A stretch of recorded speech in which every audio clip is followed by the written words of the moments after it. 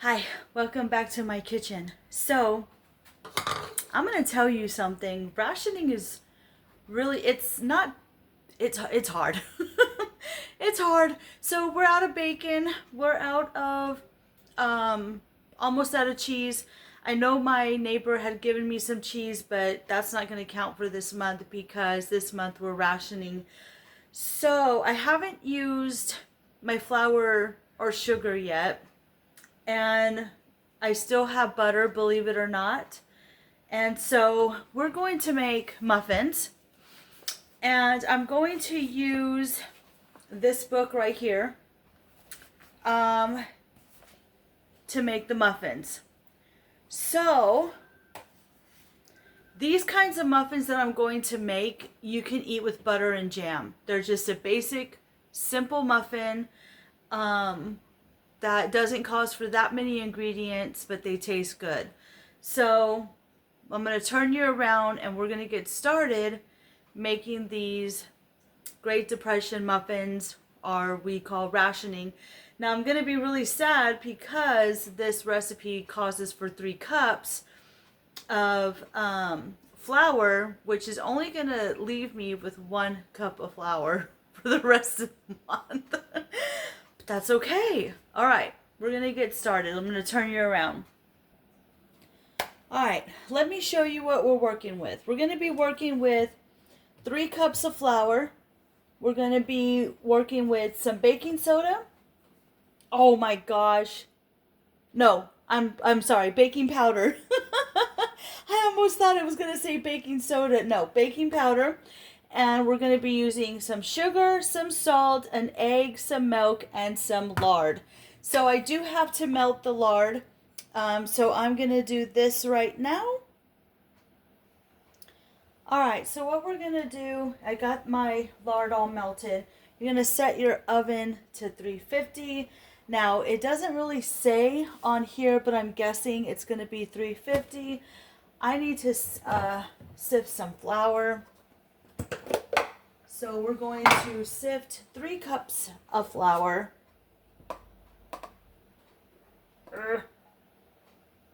Yes, you're going to watch me make a mess.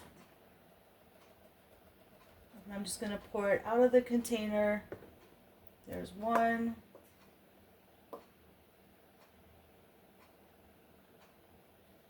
2.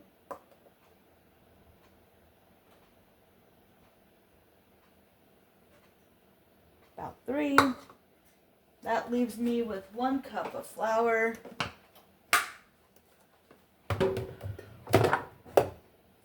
And we're going to need 4 teaspoons of baking powder.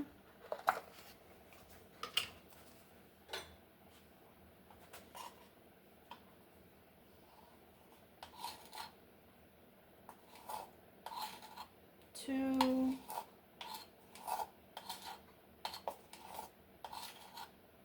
3. 4.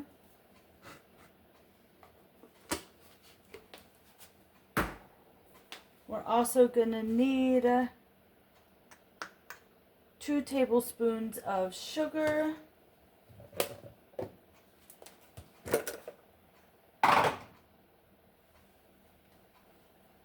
So we're actually going to need 6 of these because 3 1 teaspoons equals a tablespoon. It's 1, 2, 3, 4, 5, 6.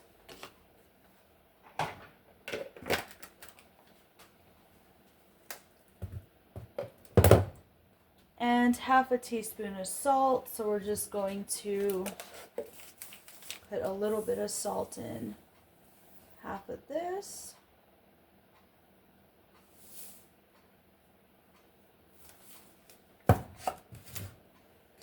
And then, so the dry ingredients you are going to sift together.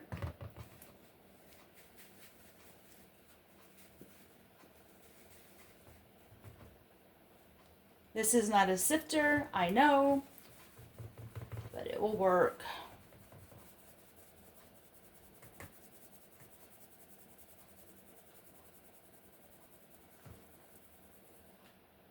right. And in a separate bowl, I have 1 egg, and we're gonna need 1.5 cups of milk. A second so I can measure this out.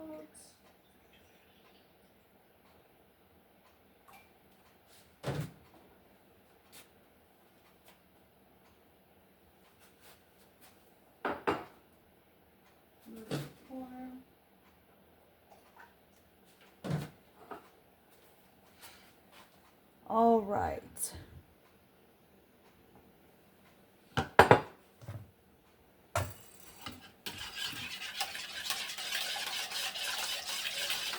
We're going to beat the 1 egg.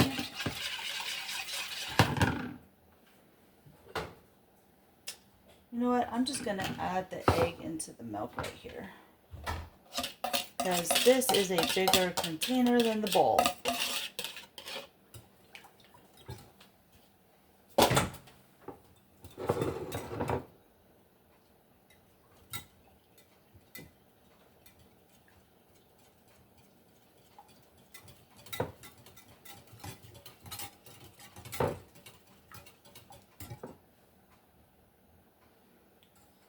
Alright, so once the egg and the milk are mixed together, you're going to pour into the dry mixture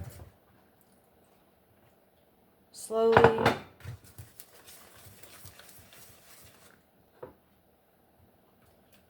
Well, we'll just add it all.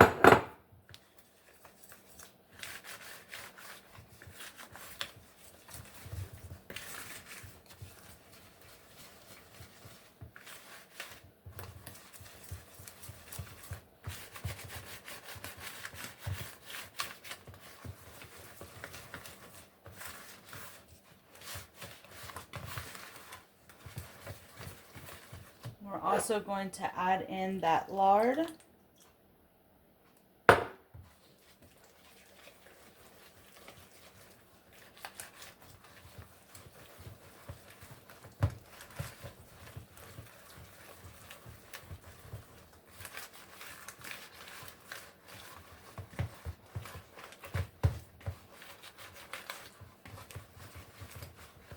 Once I get all this mixed in,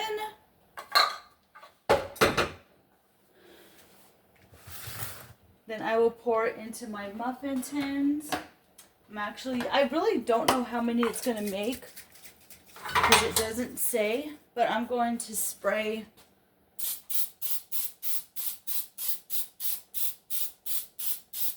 all of them just in case.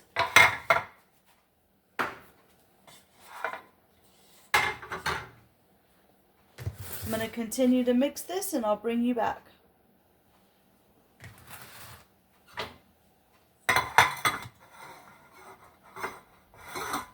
So funny thing about this book that I have is it doesn't really show you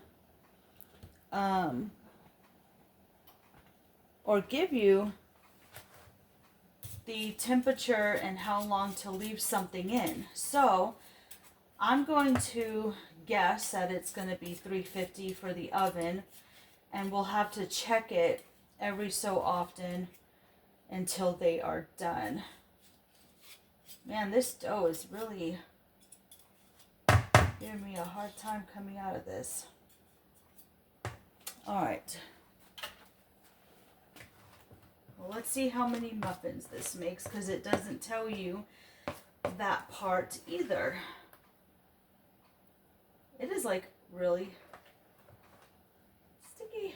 All right.